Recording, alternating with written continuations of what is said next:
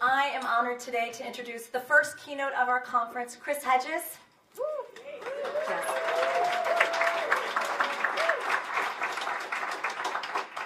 At United Opt-Out National, we have been reading Chris's writing for years. And we have used his quotes and many of his ideas to help push our work forward and also to remind us that we're on the right track. Chris writes a weekly column at TruthDig, and reading it weekly confirms our belief that it will take a revolution to reclaim our public schools as well as our country. Chris is the author of many books. His latest is titled Wages of Rebellion, which you can buy out there. Chris spent nearly 2 decades as a foreign correspondent in Central America, the Middle East, Africa, and the Balkans. He has reported from more than 50 countries and has worked for the Christian Science Monitor, National Public Radio, the Dallas Morning News, and the New York Times, for which he was a foreign correspondent for 15 years.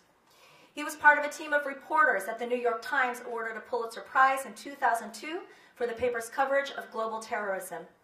He also received the Amnesty International Global Award for Human Rights Journalism in 2002.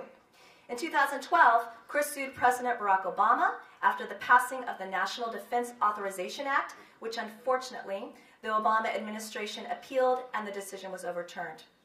Chris holds a Bachelor of Arts in English Literature from Colgate University and a Master of Divinity degree from Harvard University.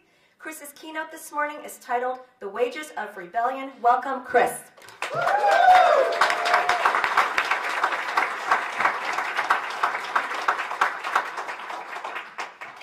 Thank you very much. I come here both as a teacher and as a parent. My youngest son enters 3rd grade in Princeton next year, and I have already told the principal that not only will he be not taking the standardized test, but I will be organizing every parent in that classroom. I teach, I've taught the 1%. I've given up on that. Princeton, Columbia, NYU. I teach in a prison, maximum security prison in Rahway, New Jersey, college credit courses. And some of you probably have worked in prisons, and you understand that in that classroom you find students with more brilliance, more passion for learning, more integrity than any student I have ever taught at schools like Princeton or Columbia. And anybody who has worked in those environments understands that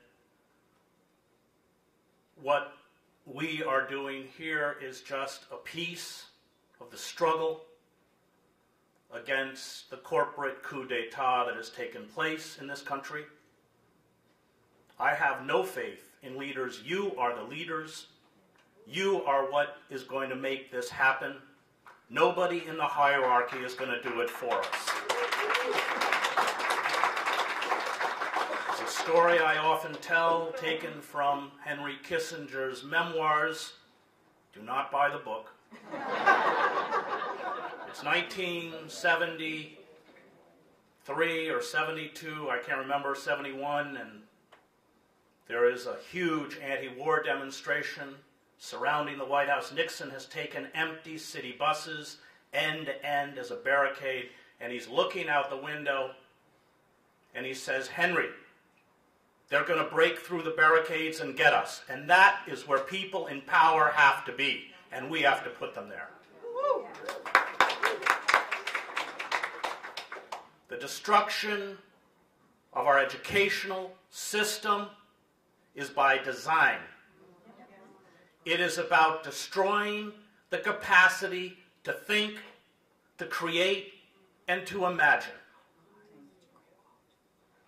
It is about slotting people, whether they graduate from Princeton and go to Goldman Sachs, or they come out of Camden, New Jersey, barely functionally literate, to work in a Burger King or stack shelves in a Walmart, for their place within the corporate Leviathan.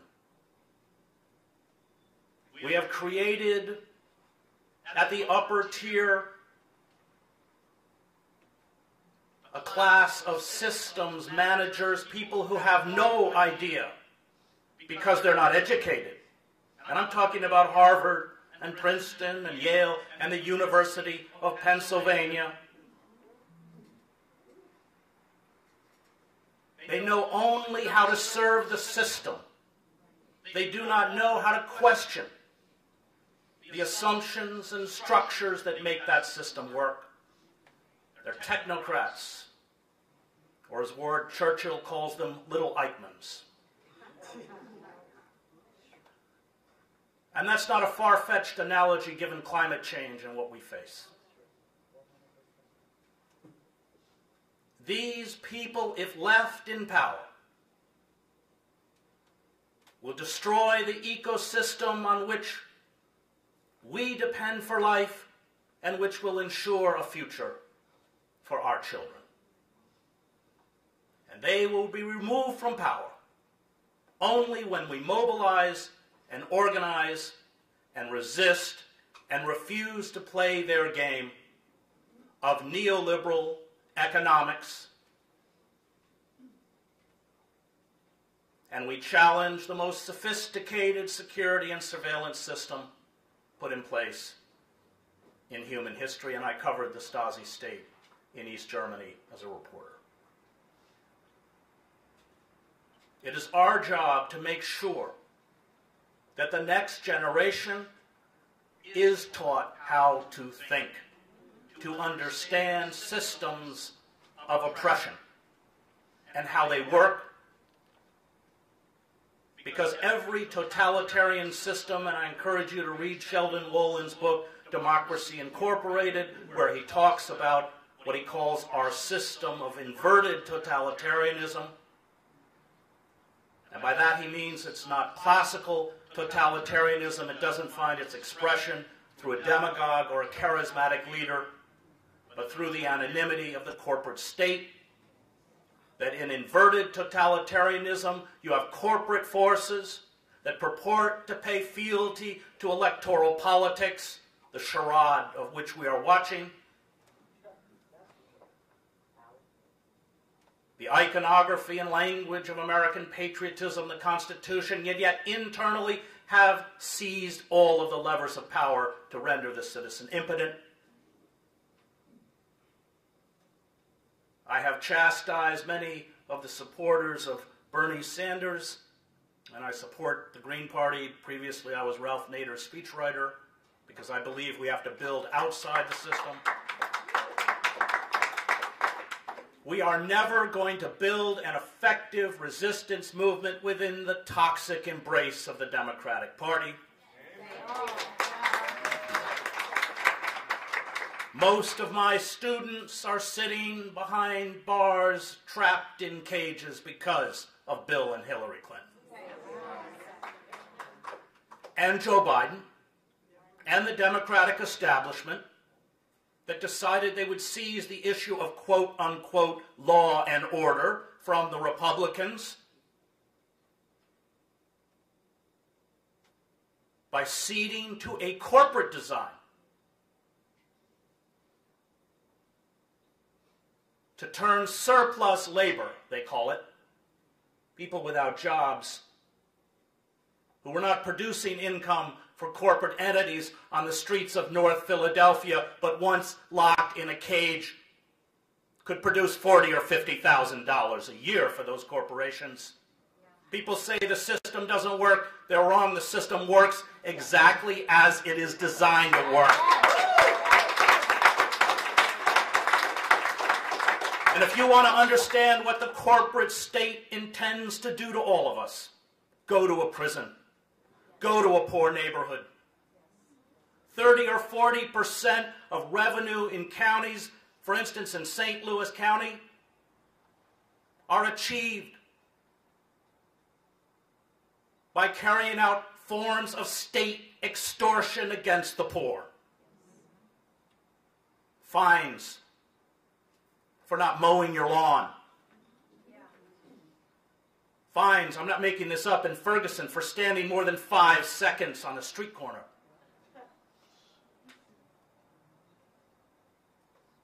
Why does a citizen run when their car is stopped because a taillight is out, because there are warrants that they cannot pay, and they will be sucked right back into the system. Go on the website of Corrections Corporations of America, and they will tell you why they are a good investment. Because there is a 64% recidivism rate. And in those prisons and in those neighborhoods, the true face of the corporate predators are exposed. Everything has been privatized. Forget the issue of private prisons, they're there. But state and federal prisons have been privatized. Phone charges, courtesy of Global Tel-Link, are 4 to 5 times higher than they are for us on the outside. And the phone is the primary form of communication that incarcerated parents have with their children. Commissary prices have skyrocketed because they've been privatized.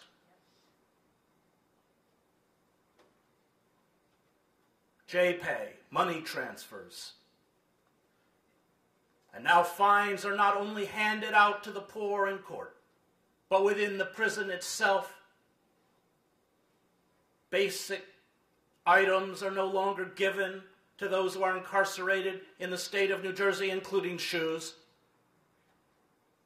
which cost you $45 for a pair of Reeboks. And remember, the average monthly salary of a prisoner in our system of neo-slavery earns $28 a month.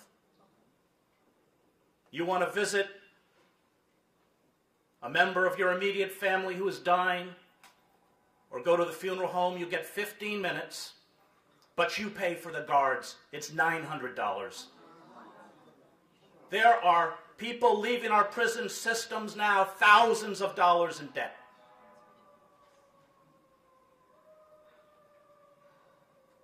And it's when you look at what these corporate forces are doing to the most vulnerable among us that you understand what they seek to do to all of us.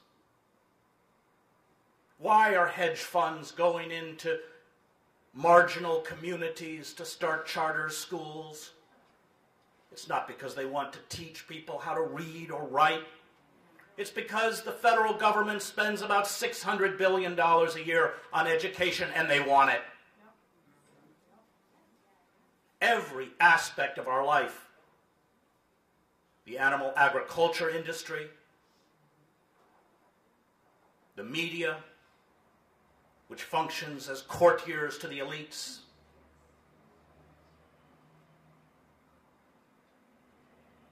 and we must on every front rise up, as you are rising up.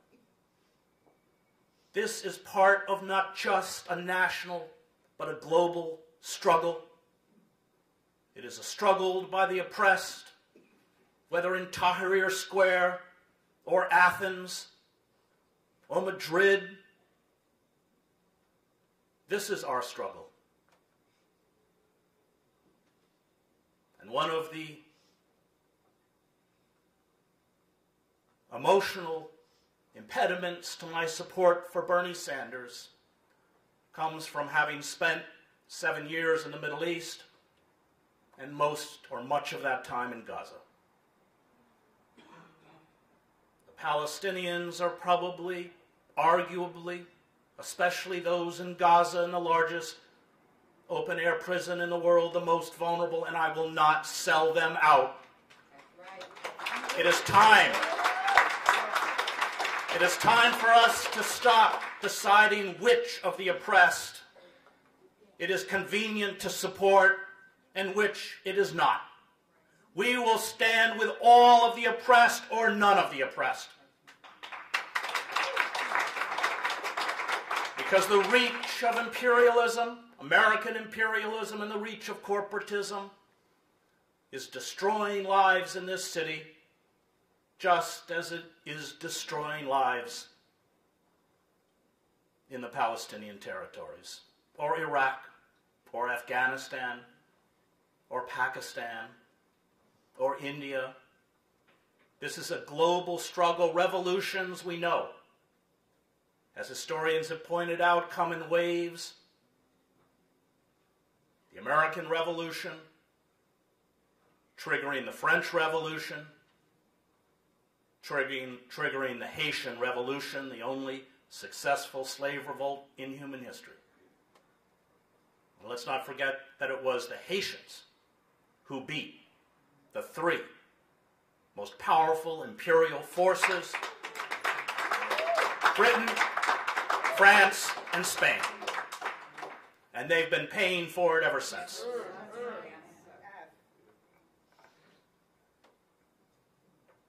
I want to talk a little bit about my students.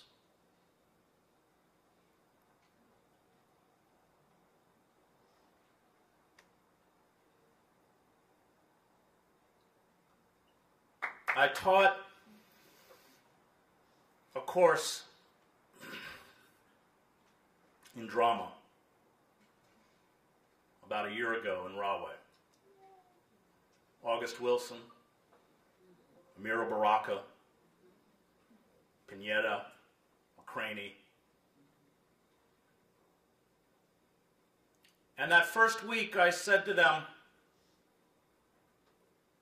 I want you to read these plays, and every week I want you to write scenes from your life.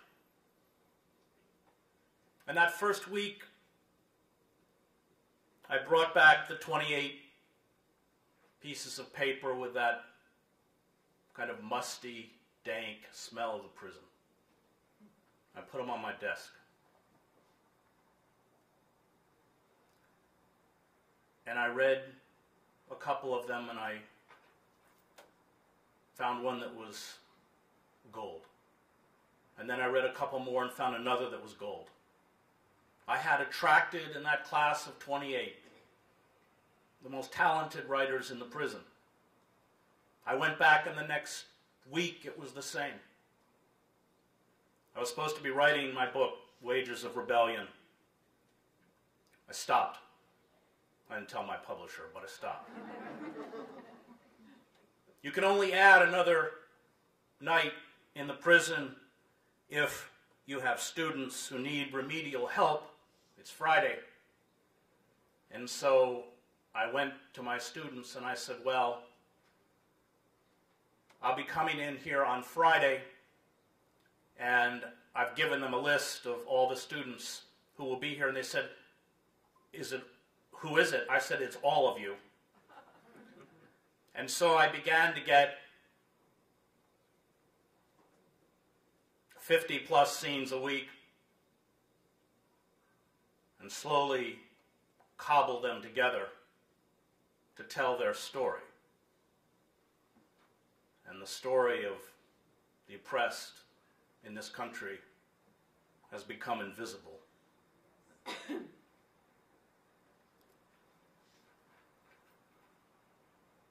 One week I said, I want you to write a dialogue with your mother.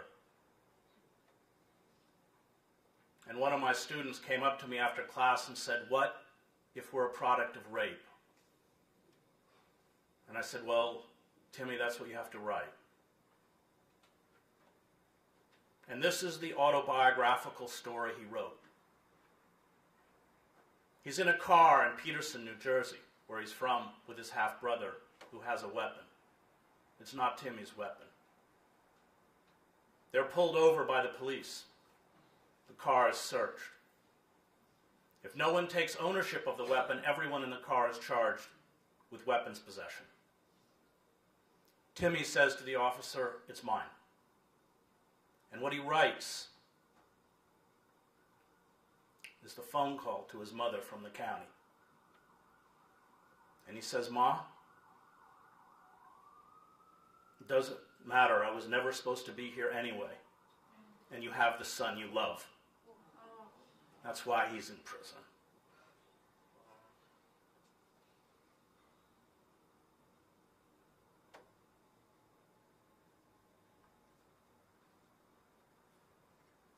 I knew we could never perform the play or even read it in a public setting.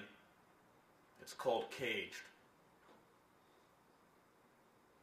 And so I invited Cornel West and the great theologian James Cone, who, if you've not read, you must read his book, The Cross and Lynching Tree. It is one of the great, great ethical, moral, and theological works of the last few decades, to come be the audience.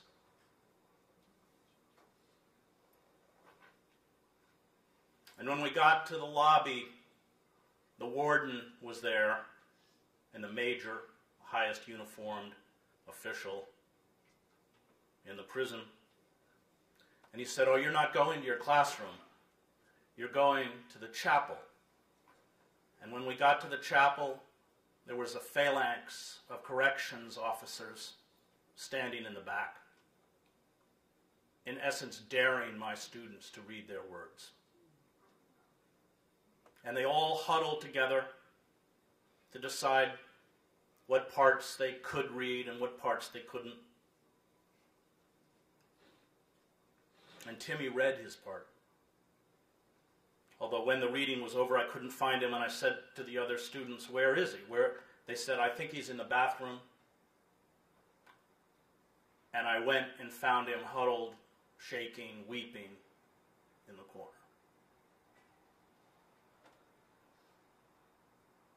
We had one more night, and I brought in that script.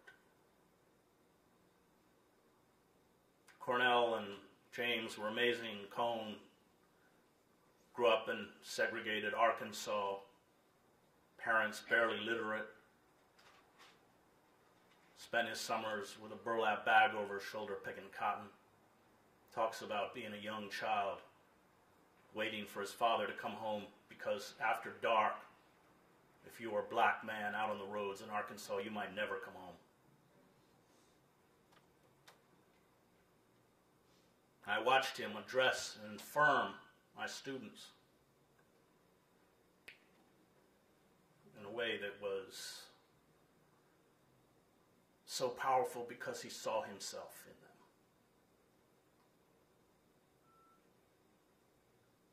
When you're in a prison and that bell goes off, you got to move.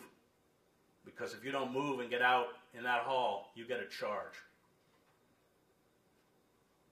And spontaneously, all of my students came up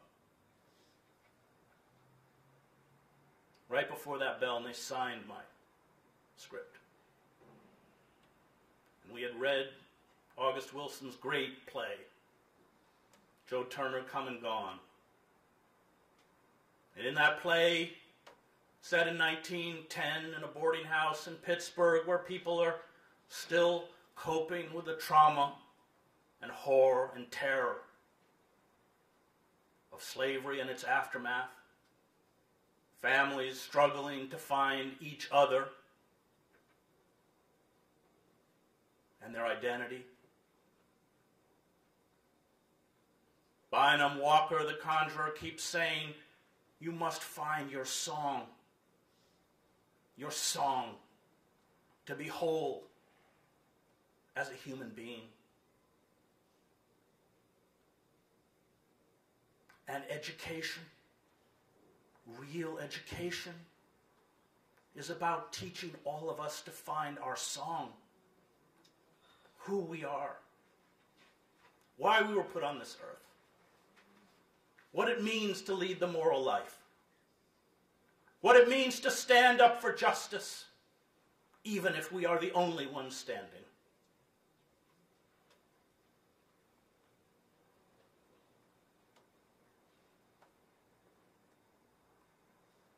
And I said to them, "This is your song." And I don't know anything about producing a play, but I'm going to take your song to every theater director in New York. And I'm going to find someone who's going to make that song heard. And this fall, that play will be performed at the Culture Project.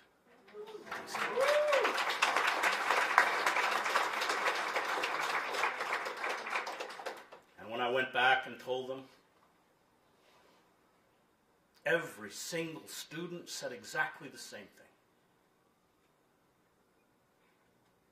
Can our families come?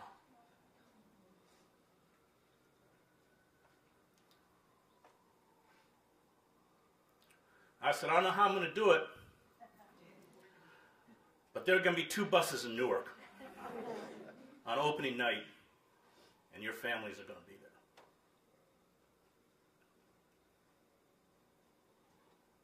When you teach in a prison, and I've had prison officials tell me I'm wasting my time, they've said, because, you know, most of these guys are going to die here. When you teach in a prison, it's not about a career or about networking or about branding, which is why people go to Princeton.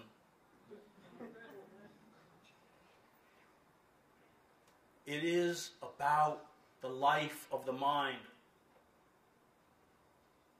It is about finding your song. It is that Socratic understanding. And when you keep questioning,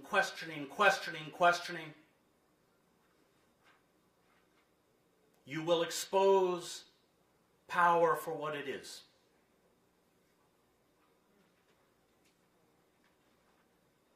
I taught a course, a history course last spring called Conquest.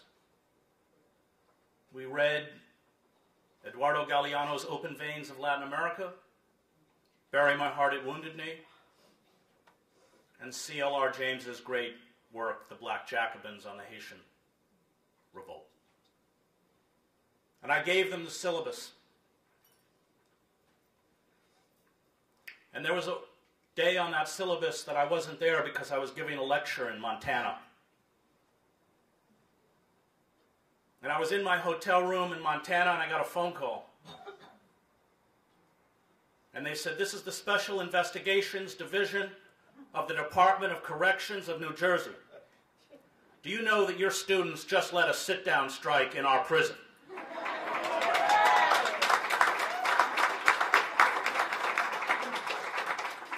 And we think you're involved.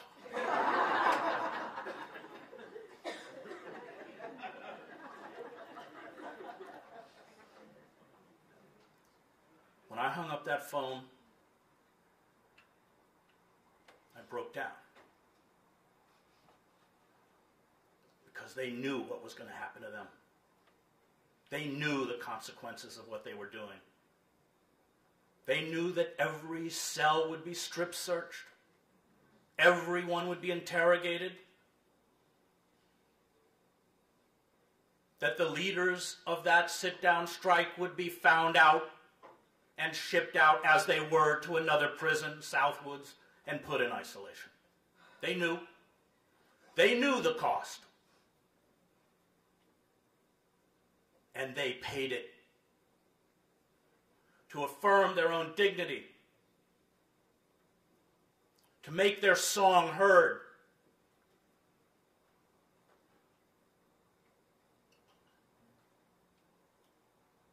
My credentials were taken. I was told to report to a nondescript white house across the street from the prison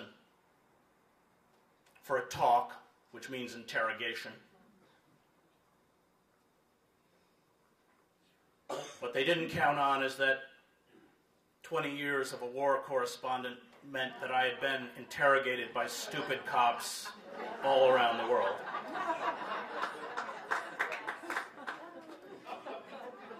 And the secret is, you are even stupider than they are.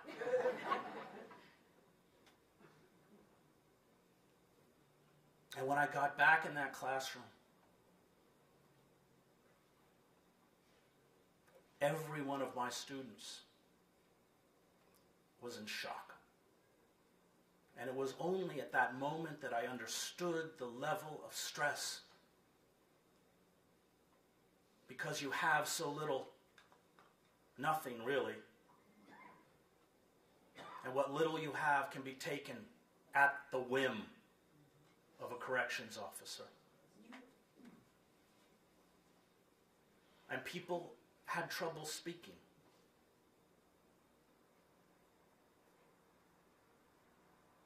And then one of my students said, "Would you like a tea?" Now think about it in a prison. Getting a cup of tea. And he left, and he came back and gave me my tea.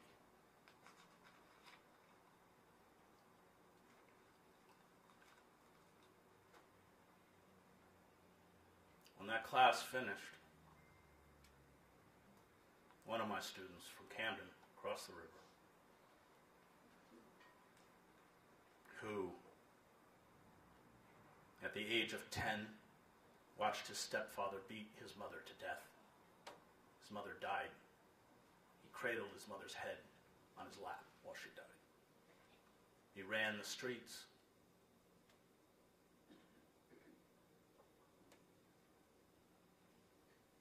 There was a knifing, a gang knifing. He's 14. Police grab him, put him in a station, in a room, bully him alone to sign a confession, which, weeping, he finally does at 2 or 3 after being promised that he can go home. Spends the next 2 years, he's 14, on the upper floor of the Camden County Jail with the felons, brought to trial at 16.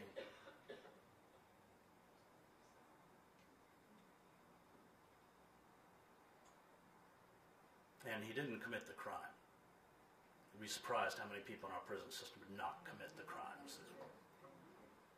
And even the ones who did commit the crimes, as James Baldwin pointed out when he was locked up in a Paris jail, are innocent because they never had a system that provided them justice. 94% never go to trial. And the game is that if you do go to trial, the students with my longest sentences are the ones that went to trial because they get every single charge arrayed against them. And it's the word of the police officer and the informants the police officers pay that convict them. And the message is clear. You go to trial, you're going to get twice as long as you would get by pleading out. He goes to trial, he's convicted, and he is not eligible to go before a parole board until he is 70 years old.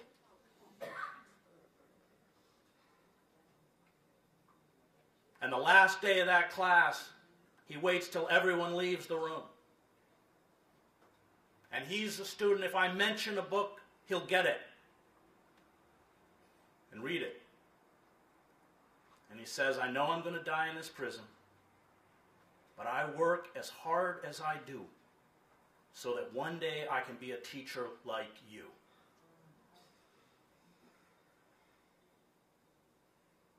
Our hope does not lie with the elites or the children of the elites, and I've taught them. However talented they are, they have allowed authority to define them, shape them, and determine their future. Our hope lies with those who understand systems of oppression and are willing to rise up against them. I was invited to speak at a Peace and Justice Sunday at a wealthy church in Cranford, I think it's called, New Jersey. Why they invited me, I don't know. And in the sermon, I was speaking about ISIS. And I said our militarized drones and air attacks and missiles have decapitated far more people, including children, than ISIS ever has. which point they started to walk out. And I was teaching W.E.B. Du Bois's The Souls of Black Folk that day, and the next day I was in the prison, and I like Du Bois a lot. I think you could argue he's probably our most important intellectual, but he has that notion of elitism, the talented 10th. And my students are saying, but we're not the talented 10th. And I said, let me tell you why Du Bois is wrong. Because yesterday I was speaking to people who not only have college degrees, but graduate degrees. And I spoke as someone who spent 7 years in the Middle East, an incontrovertible truth that they could not hear. And that is a truth that because of what you have endured, you understand. It is why the black prophetic tradition has always been the most prescient critic of empire. Because the black prophetic tradition, Frederick Douglass, Fannie Lou Hamer, Malcolm, Martin, as victims of that oppression can relate to those victims abroad, also people of color.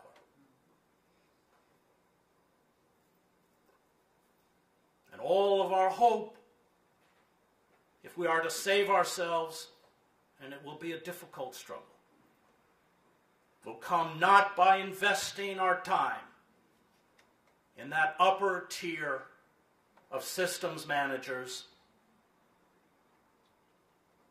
who have essentially been bought off. I see it at Princeton.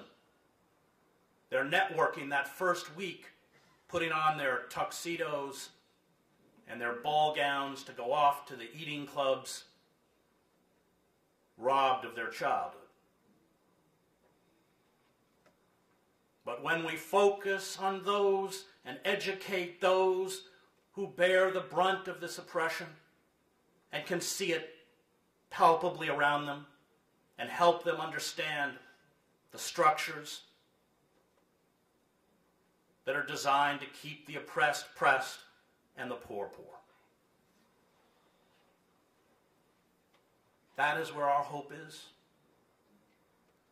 That is why I teach in a prison. Because some of them are going to get out. And they're going to get out with an education.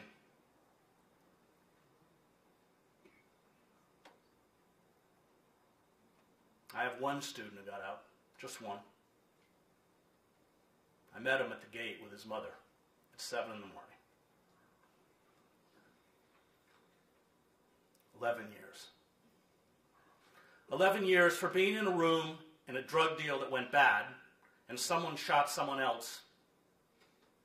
He had no foreknowledge, indeed did not want it to happen, and he was locked away for 11 years.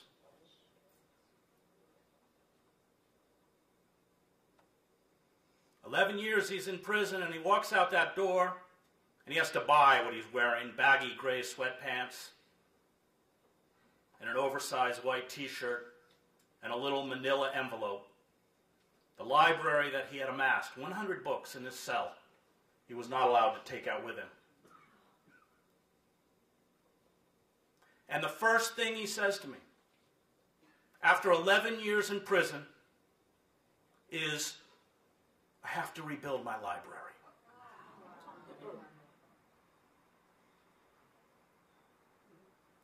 He's a full-time student at Rutgers, and he just made Dean's List.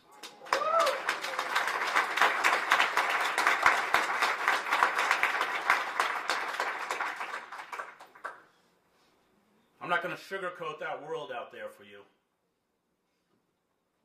These people are going to play hardball. But it's people like him who give me hope. Because I'll tell you one thing about that guy. You can't fuck with him.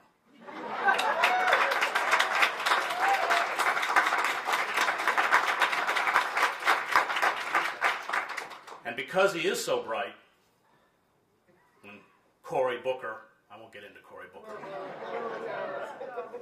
decided to have a meeting with the ex-offenders at Rutgers, they picked Boris as the representative, and he ripped him up one side and down. And when Barack Obama came to visit and was going to have a meeting with ex-offenders, they picked Boris again. But the FBI said, there is no way Boris Franklin is gone.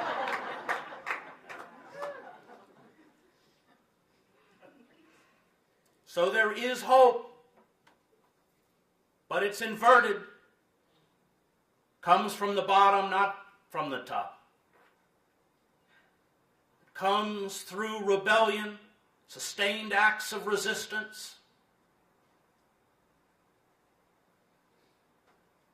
And let us not get caught up in the empirical forces around us, because resistance or rebellion, as my students taught me, is not finally about what we achieve. It is about who it allows us to become. Every act of resistance is a moral act. It is a moral imperative. It makes possible another narrative, another way of being. It affirms what we must affirm: life, dignity, justice. And when you stand up, you never know what reverberates outward.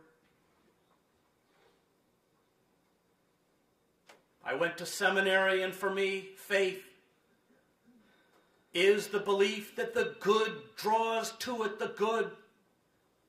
The Buddhists call it karma. Even if everything around us says that what we have done is futile. I covered the Velvet Revolution in Czechoslovakia. I was every evening in the Magic Lantern Theater with Václav Havel. And you should read his 1978 essay, The Power of the Powerless, where he talks about living in truth. And on the streets of Prague that winter were posters of a young Charles University student named Jan Palach, who, to protest the 1968 Soviet invasion of Czechoslovakia and the overthrow of Dubček and the reinstatement of a pro-Soviet regime, had gone to Wenceslas Square and lit himself on fire. He died 4 days later from his burns. It was a non-event in the state media. When the students carrying his body to the cemetery, or tried to carry his body to the cemetery, the funeral procession was broken up by the police. When his grave became a shrine, his remains were exhumed and cremated, and his ashes were given to his mother, and she was told that she could not rebury them. 2 weeks after the communist government fell, 10,000 people marched to Red Army Square, and they renamed it Jan Palach Square. I was in Wenceslas Square with 500,000 Czechs. And Marta Kubasheva walked out on that balcony. She had been, before 1968, Czechoslovakia's most popular singer, and during the invasion had recorded an anthem of defiance called A Prayer for Marta.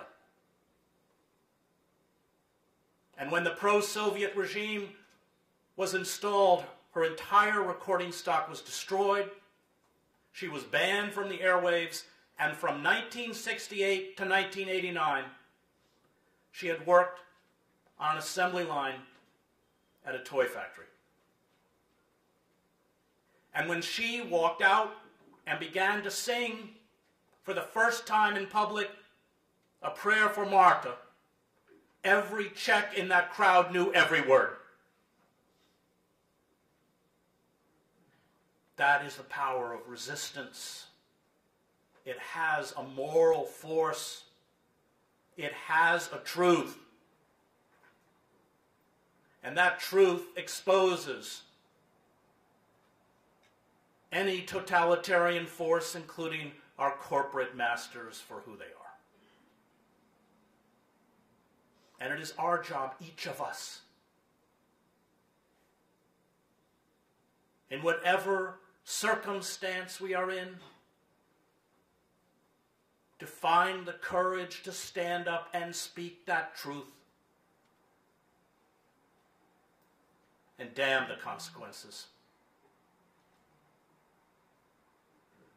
And when you speak that truth, that good, it draws to it the good. There you go.